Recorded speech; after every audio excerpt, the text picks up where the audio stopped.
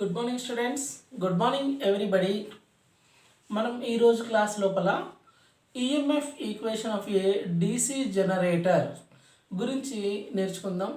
అదేవిధంగా ఈఎంఎఫ్ ఈక్వేషన్ని బేస్ చేసుకొని ప్రాబ్లమ్స్ ఏ విధంగా సాల్వ్ చేయాలి అనేటువంటి విషయాన్ని కూడా మనం ఈరోజు క్లాస్ లోపల నేర్చుకుందాం. తర్వాత ఇప్పటి వరకు కనుక ఇంకా మన ఛానల్ని ఎవరైనా కనుక సబ్స్క్రైబ్ చేసుకొని వాళ్ళు ఉంటే ఖచ్చితంగా సబ్స్క్రైబ్ చేసుకోండి. ఈ ఛానల్ని సబ్స్క్రైబ్ చేసుకోండి. అదేవిధంగా వీడియోని మీకు తెలిసిన వాళ్ళకి ఫార్వర్డ్ చేయండి, లైక్ చేయండి. సో ఇప్పుడు మనము వెంటనే టాపిక్లోకి వెళ్ళిపోదాం. EMF equation of A DC generator. DC generator ఎప్పుడైతే రన్ అవుతూ ఉందో, కంటిన్యూస్గా రన్ అవుతూ ఉంటే డీసీ జనరేటర్ లోపల వోల్టేజ్ బిల్డప్ కావడం జరుగుతుంది. సో వోల్టేజ్ డెవలప్ అవుతుంది. ఈ డెవలప్ అయ్యేటువంటి వోల్టేజ్ని మనము ఈఎంఎఫ్ అని పిలవడం జరుగుతుంది. ఇండ్యూస్డ్ ఈఎంఎఫ్ అంటాం, electromotive force, that is the voltage. So మనం ఇప్పుడు ఈ ఈఎంఎఫ్ను ఏ విధంగా క్యాలిక్యులేట్ చేయొచ్చు అనేది చూద్దాం. దీన్ని ఈజీ అనేటువంటి లెటర్ తోటి మనం ఇండికేట్ చేస్తామండి. ఈజీ అనేటువంటి లెటర్తో ఇండికేట్ చేయడం జరుగుతుంది. ఈజీ అంటే ఏంటంటే జనరేటెడ్ ఈఎంఎఫ్ అని మీనింగ్. ఈజీ అనే ఇది టర్మ్తో మనము ఇండికేట్ చేస్తాం. ఈజీ అంటే ఈఎంఎఫ్ జనరేటెడ్ అనేది మీనింగ్.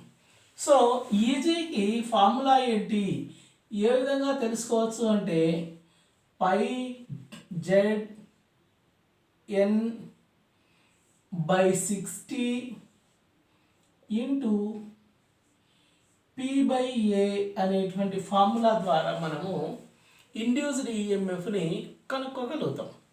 సో ఇండ్యూస్డ్ ఈఎంఎఫ్ని కనుక్కోవడానికి ఉన్నటువంటి ఫార్ములా ఏంటి, phi Z N by 60 into P/A. So ముందు మనము ఈ టర్మ్స్ గురించి తెలుసుకుందాం. ఈ ఈక్వేషన్లో ఉన్నటువంటి టర్మ్స్ ఏంటి అనేది చూద్దాం. సో ఇక్కడ పై అనేది మనకు కనబడుతుంది. పై, దిస్ ఈజ్ పై అంటే flux, magnetic flux per pole, flux per pole. So generator లోపల ఒక పోల్ డెవలప్ చేసేటువంటి మ్యాగ్నెటిక్ ఫ్లక్స్ని మనము పై అంటాం. దీని యొక్క యూనిట్స్ వెబర్స్ అండి. వెబర్స్ లోపల కొలుస్తాం. మ్యాగ్నెటిక్ ఫ్లక్స్ను వెబర్స్ లోపల కొలుస్తాం. తర్వాత జెడ్. జెడ్ అంటే number of conductors, number of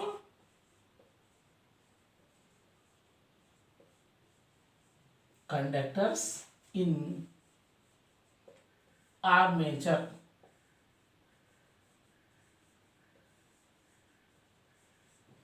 ఆర్మేచర్లో ఉన్నటువంటి ఎన్ని కండక్టర్స్ అయితే ఉంటాయో ఆ కండక్టర్ల యొక్క సంఖ్యను మనము జెడ్ అనేటువంటి లెటర్ తోటి ఇండికేట్ చేయడం జరుగుతుంది. అదేవిధంగా ఎన్. ఎన్ అంటే స్పీడ్, ఎన్ అంటే స్పీడ్. దీన్ని ఆర్పిఎంలో మెజర్ చేస్తాం. Revolutions per minute, revolutions per minute RPM లోపల మనము స్పీడ్ను మెజర్ చేయడం జరుగుతుంది. అదేవిధంగా ఇక్కడ పి అన్నాం. పి అంటే number of poles, number of poles. Generator లోపల ఎన్ని పోల్స్ ఉన్నాయి, అది 3 పోల్ జనరేటరా, 2 పోల్ జనరేటరా, 4 పోల్ జనరేటరా, 6 పోల్ జనరేటరా అనేది జనరేటర్ యొక్క నంబర్ ఆఫ్ పోల్స్ని పీతో ఇండికేట్ చేస్తాం. తర్వాత ఏ అనేదాన్ని నంబర్ ఆఫ్ ప్యారలల్ పాత్స్ అంటాం. Number of parallel paths.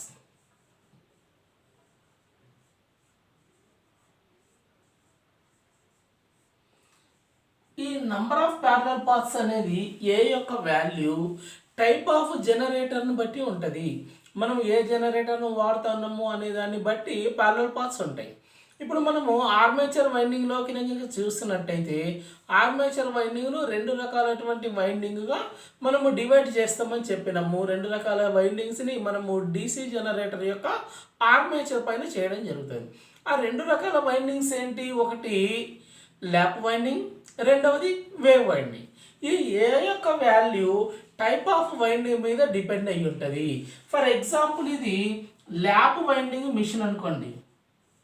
Lap winding machine కనుక అయితే ఏ యొక్క వాల్యూ ఏ విధంగా ఉంటుంది అంటే ఏ ఈజ్ ఈక్వల్ టు పి అండి. ఏ ఈజ్ ఈక్వల్ టు పి అంటే ఆ జనరేటర్ లోపల నంబర్ ఆఫ్ పోల్స్ ఎన్ని ఉంటాయో అన్ని నంబర్ ఆఫ్ ప్యారలల్ పాత్స్ ఉంటాయి. ఇది ల్యాప్ వైండింగ్ కేసు జనరేటర్ లోపల. ఇదే కనుక వేవ్ వైండింగ్ అయితే A is equal to 2. A is equal to 2 అంటే జనరేటర్ యొక్క స్పీడ్తో కానీ నంబర్ ఆఫ్ పోల్స్తో కానీ దేనితోనూ సంబంధం లేకుండా నంబర్ ఆఫ్ ప్యారలల్ పాత్స్ రెండు మాత్రమే ఉంటాయి. అది ఏ కేసు లోపల అంటే వేవ్ వైండింగ్ ఉన్నటువంటి జనరేటర్ కేసు లోపల.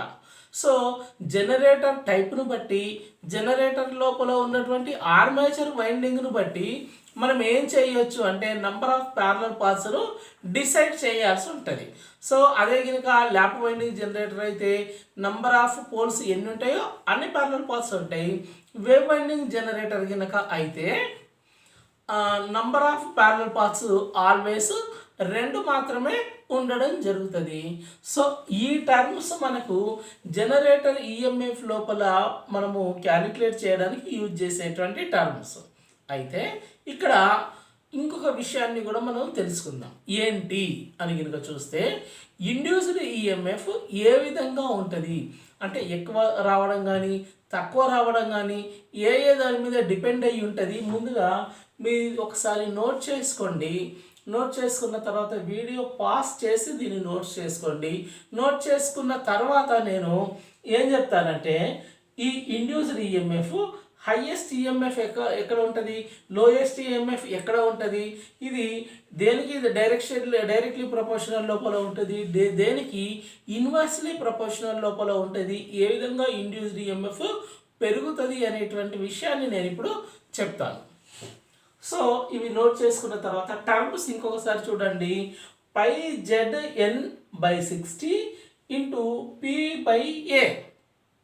సో ఈ టర్మ్స్లోకి వస్తే పై అనేది ఫ్లక్స్ పర్ పోల్, దీన్ని వెబర్స్ లోపల మెజర్ చేయడం జరుగుతుంది. దీని యొక్క యూనిట్ వెబర్స్.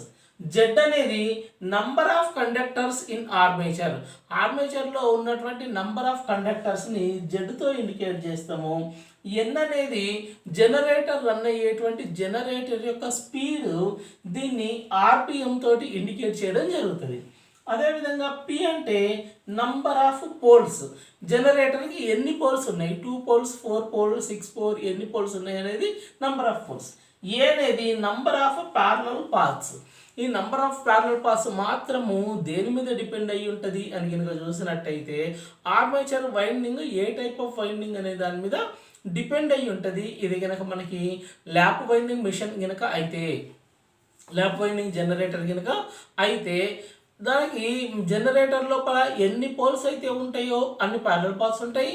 ఇది కనుక వేవ్ వైండింగ్ అయితే పోల్స్తో కానీ స్పీడ్తో కానీ ఫ్లక్స్తో కానీ సంబంధం లేకుండా ఆల్వేస్ రెండు ప్యారలల్ పాత్స్ మాత్రమే ఉండడం జరుగుతుంది. తర్వాత ఇప్పుడు ఇండ్యూస్డ్ ఈఎంఎఫ్ ఎలా ఉంటుంది అనేది చూద్దాం. ఈ ఇండ్యూస్డ్ ఈఎంఎఫ్ ఎలా ఉంటుంది అనేది ఇప్పుడు నేను చెప్పబోయేటువంటి పాయింట్స్ ఏవైతే ఉన్నాయో ఇవి ఇంపార్టెంట్ పాయింట్స్. జనరల్గా కాంపిటేటివ్ ఎగ్జామ్స్ లోపల ఈ పాయింట్స్ మీద క్వశ్చన్స్ అడగడం జరుగుతుంది. సో ఈ పాయింట్స్ కూడా వెరీ వెరీ ఇంపార్టెంట్. ఇప్పుడు ఇండ్యూస్డ్ ఈఎంఎఫ్ ఎలా ఉంటుంది చూద్దాం. ఇండ్యూస్డ్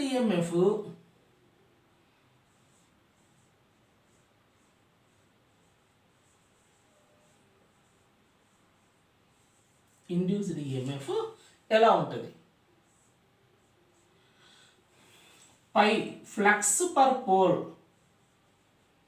ఫ్లక్స్ పర్ పోల్కి డైరెక్ట్లీ ప్రపోర్షనల్లో ఉంటుంది. So this is the directly proportional to the flux per pole. Induced EMF is directly proportional to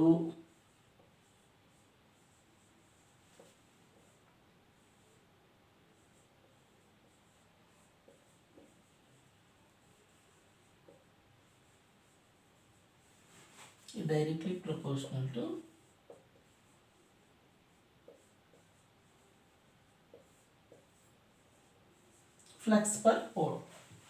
రెండవది అంటే డైరెక్ట్లీ ప్రపోర్షనల్ అంటే మనకు తెలుసు ఇండ్యూస్డ్ ఈఎంఎఫ్ డైరెక్ట్లీ ప్రపోర్షనల్లో ఉంటే ఫ్లక్స్ ఇంక్రీజ్ అయితే ఇండ్యూస్డ్ ఈఎంఎఫ్ ఇంక్రీజ్ అవుతుందని, ఫ్లక్స్ డిక్రీజ్ అయితే ఇండ్యూస్డ్ ఈఎంఎఫ్ డిక్రీజ్ అవుతుంది అనేది మీనింగ్. తర్వాత ఇది ఆర్మేచర్ కండక్టర్లో కూడా డైరెక్ట్లీ ప్రపోర్షనల్లో ఉండడం జరుగుతుంది.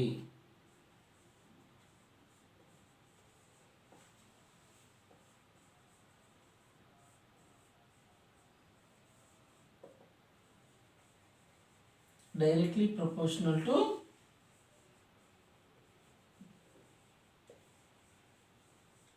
armature conductors.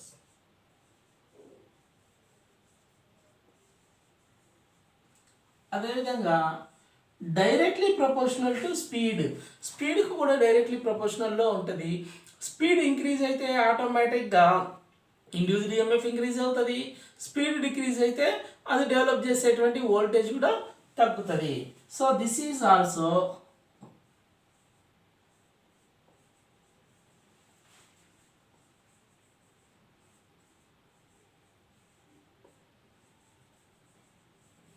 Directly proportional to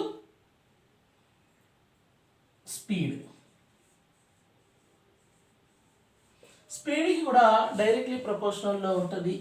at the same time directly proportional to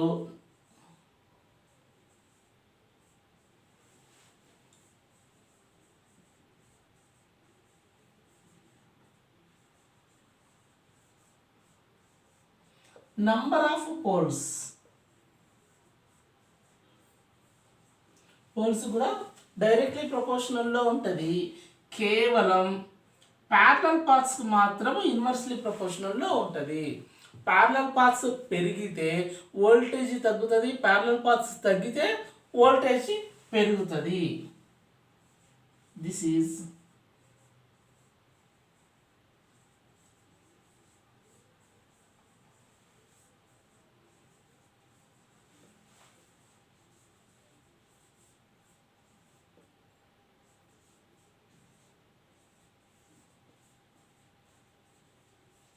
parallel paths.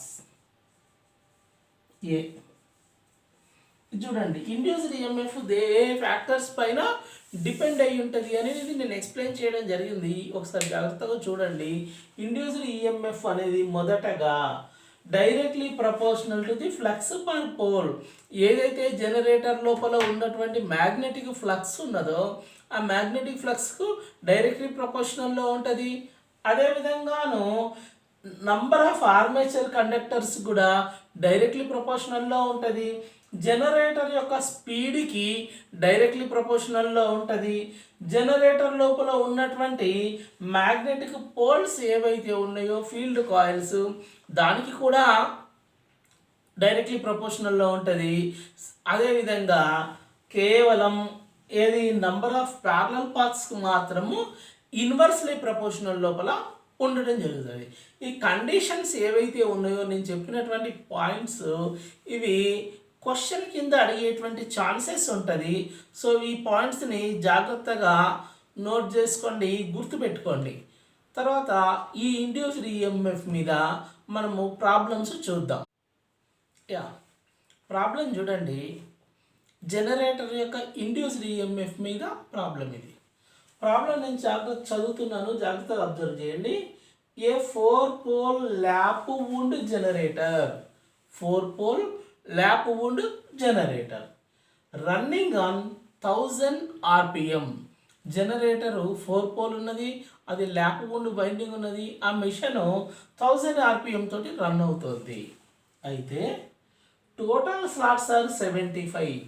Armature లోపల 75 స్లాట్స్ ఉన్నాయి.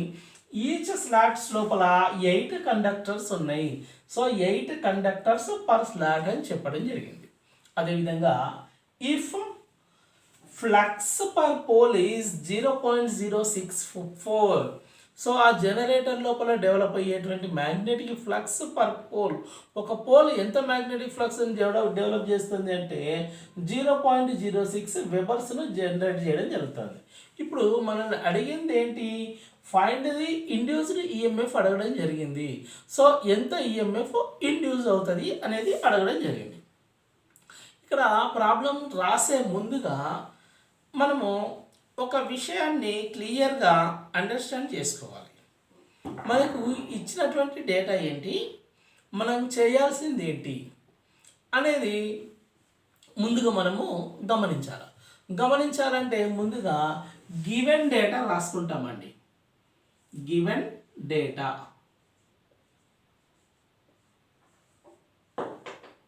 మనకు ఏమి ఇచ్చాడు, ప్రాబ్లం లోపల ఏది ఇచ్చాడు అనేది చూద్దాం. మొదట 4 పోల్ జనరేటర్ అన్నాడండి. 4 పోల్ అంటే P ఈజ్ ఈక్వల్ టు 4 ఇవ్వడం జరిగింది. తర్వాత ల్యాప్ వూండ్ జనరేటర్ అన్నారు. ల్యాప్ వూండ్ అంటే ఇక్కడ మనకి ఏ ఇన్ఫర్మేషన్ ఇచ్చాడు, ఏ ఈజ్ ఈక్వల్ టు 4 అని.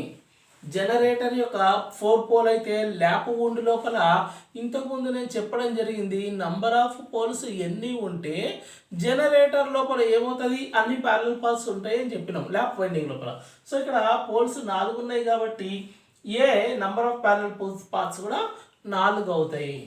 తర్వాత స్పీడ్ ఇవ్వడం జరిగింది, n is equal to 1000 RPM.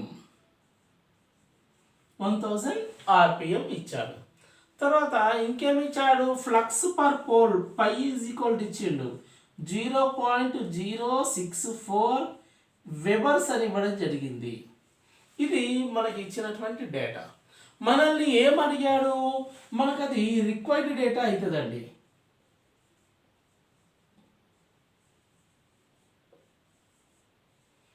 Required data అవుతుంది. అడిగింది ఏంటిది, induced EMF easy is equal to ఎంత అని అడగడం జరిగింది.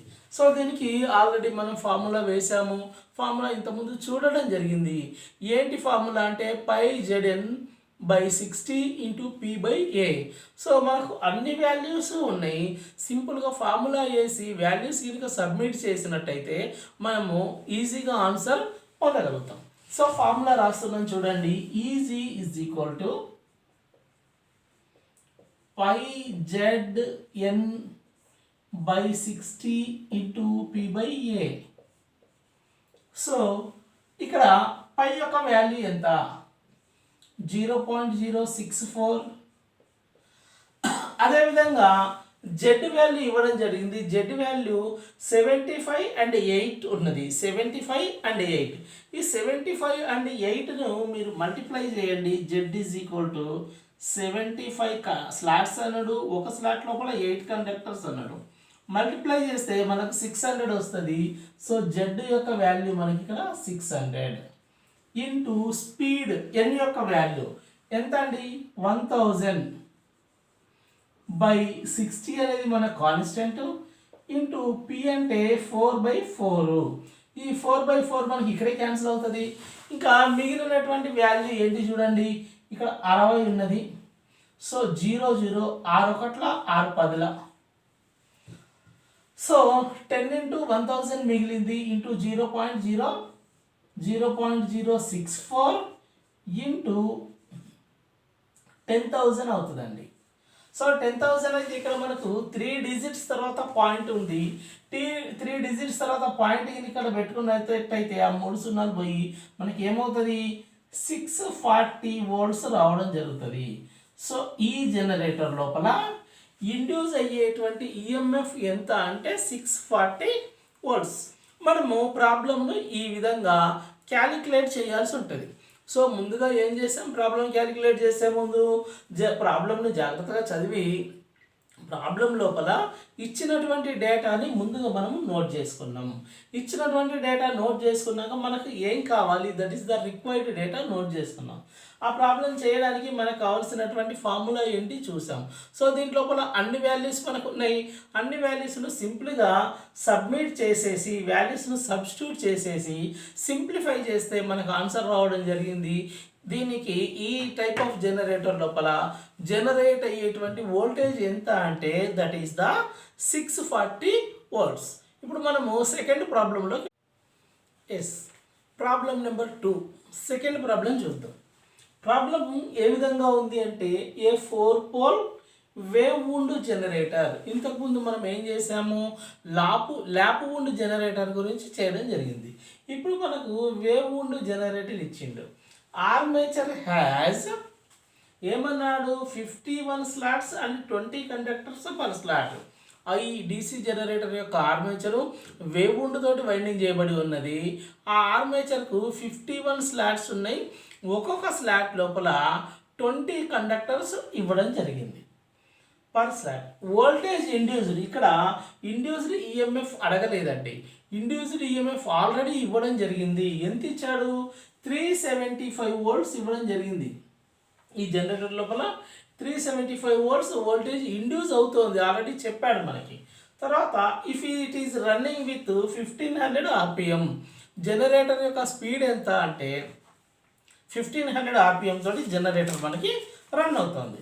ఈ రన్ అయ్యేటువంటి జనరేటర్ లోపల మనకు అడిగినటువంటి క్వశ్చన్ ఏంటి అంటే ఫ్లక్స్ పర్ పోల్ అడగడం జరిగింది. ఫ్లక్స్ పర్ పోల్ జనరేటర్ లోపల ఎంత ఫ్లక్స్ డెవలప్ అవుతే మనకు 375 వోల్ట్స్ జనరేట్ అవుతుంది ఈ వేవ్ వూండ్ జనరేటర్ లోపల అనేటువంటి క్వశ్చన్ అడిగిండు. సో ఇప్పుడు దీన్ని మనము ఏ విధంగా సాల్వ్ చేస్తాం అనేది చూద్దాం. Given data రాసుకుందామండి.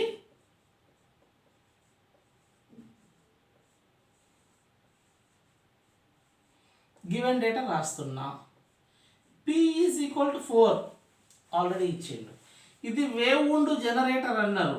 So A is equal to 2 ఇంతకుముందు నీకు క్లియర్గా ఎక్స్ప్లెయిన్ చేశాను.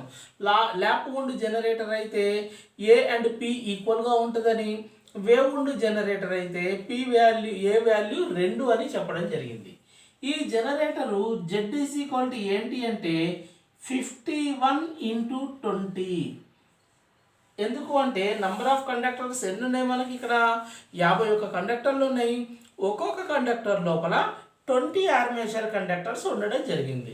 ఈ 51 20ని కనుక మల్టిప్లై చేస్తే ఎంత వస్తుంది అంటే మనకి 1020 రావడం జరుగుతుంది. 1020 వస్తుంది.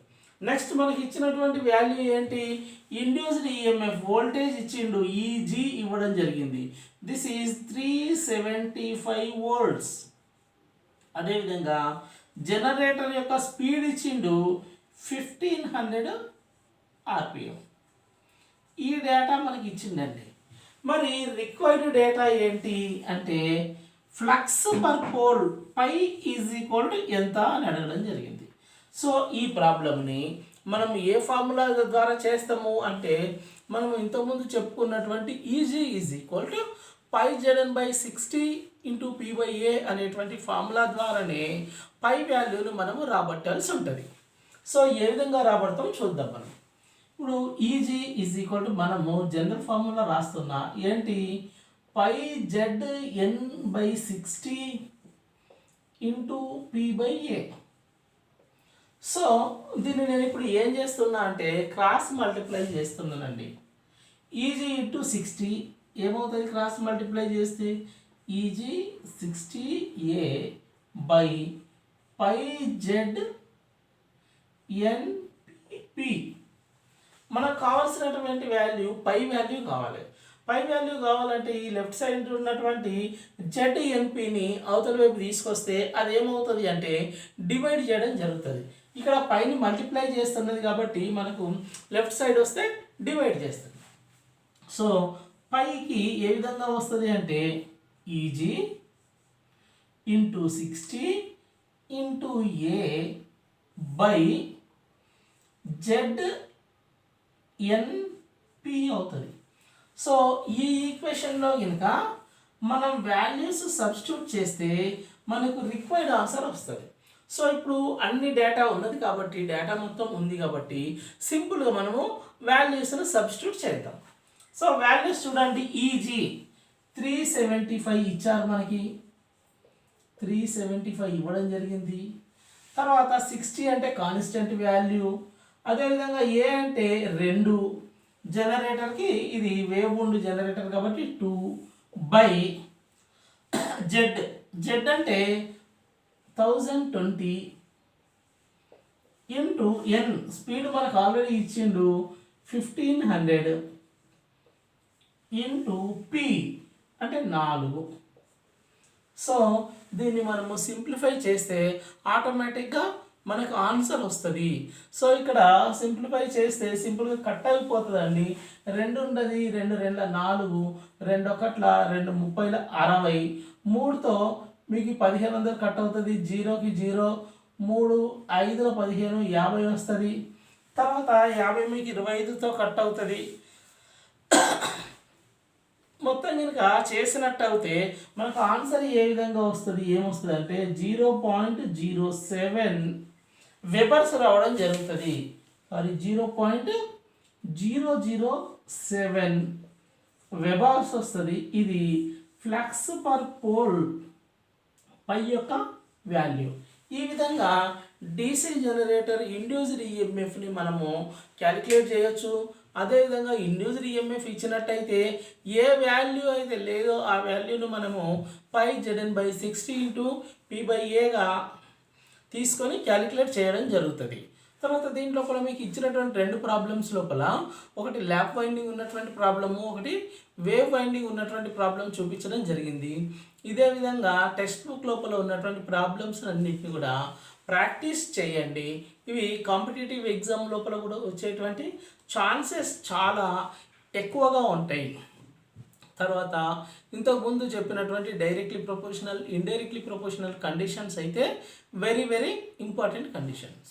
సో ఇప్పటి వరకు మన ఛానల్ని సబ్స్క్రైబ్ చేసుకొని వాళ్ళు ఎవరైనా ఉంటే వెంటనే సబ్స్క్రైబ్ చేసుకోండి. Thank you very much.